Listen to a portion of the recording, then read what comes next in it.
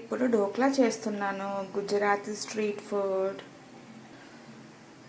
Already ఒకటి చేశాను, ఇక్కడ ఇంకొకటి అవుతుంది. స్టీమ్ పెట్టాను ఒకటి, అండ్ ఇప్పుడు నేను ఇది కట్ చేస్తున్నాను పీసెస్గా.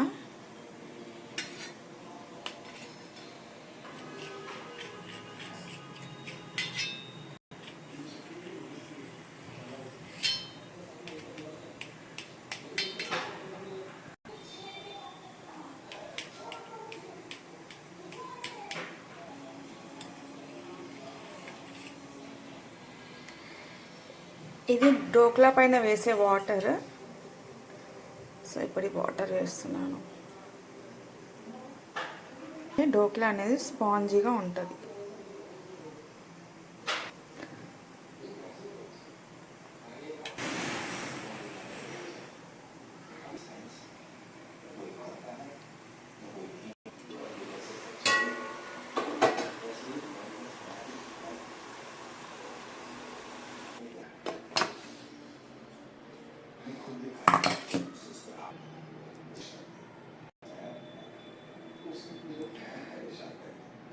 చూడండి, స్పాంజ్ ఉంది డోక్లా.